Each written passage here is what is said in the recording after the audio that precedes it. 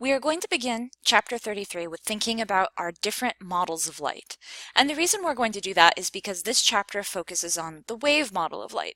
So it's important to understand what types of phenomena we are and aren't talking about. So I'll start with the wave model and then we'll talk about the two things that we're not actually doing in this chapter. So the basics of the wave model is that, well, we can describe light as a wave. So if we're talking about a wave, it has some sort of wavelength, it has some sort of frequency, and with that, it of course has a speed, which for light is the speed of light, c. Obviously that can change a little bit in a medium. Now, we observe this through phenomena such as diffraction and interference. So diffraction is this phenomena showed over here, where you can imagine a light wave coming in. We're drawing the wave fronts right now. It passes through a tiny hole, but then you can see it spreads out. So this is a very different phenomena of, say, from shadows, right? This isn't that we send a light beam through and then we only have light going straight through. That isn't what we see. We actually see that it spreads out. So we have to use waves to understand that. That is inherent to our wave model. So anytime you observe any phenomena in the world that seems to involve interference or diffraction, that tells you that you're dealing with something that has the nature of a wave, whether it is light, whether it is sound, or whether it's, say, the quantum mechanical nature of electrons.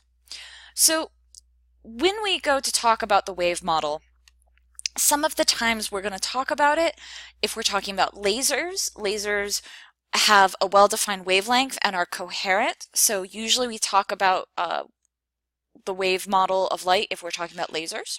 To understand how lasers are made, you have to have the wave model of light to talk about standing waves. If we're talking about the electromagnetic spectrum in some way, we frequently are talking about the wave model, because for the electromagnetic spectrum you get into things like microwaves or radio waves that really have a very strong wave nature, that there's very few phenomena we observe with those types of electromagnetic waves that would not be a wave model phenomena. So if you're talking about, for instance, microwaves or radio waves, definitely use this. If we're trying to study something and understand where it falls on the spectrum, probably going to be a wave model as well. And finally, small length scales. Now, anytime you see the word like small or large, you always have to say, compared to what? And in this case, the comparison we would want to make is to the wavelength. Now, this is a little misleading because for visible light, we're maybe thinking of a wavelength of, say, a few hundred nanometers to, well, more hundred nanometers.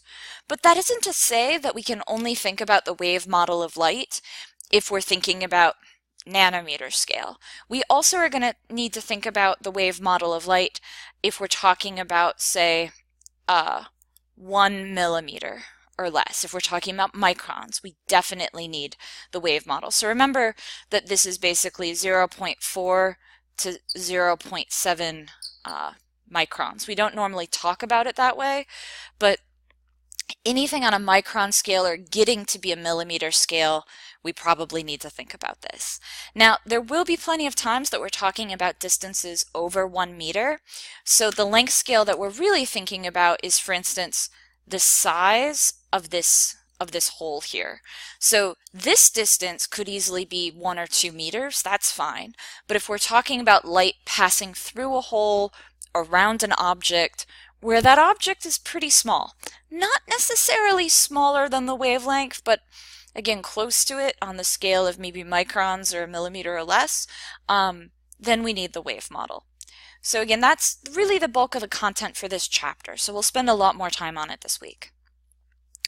So now, this should be contrasted with the ray model. And the basic idea of the ray model is that light travels in straight lines. And that's pretty much the only thing you need to know about the ray model. Now, there might be then a rule about how it bends if it gets to some sort of material, right? So you've possibly studied this where you say, I have some sort of angle of incidence, and so I get a slightly different angle here, right? That's still all the ray model. We're still talking about light traveling in straight lines.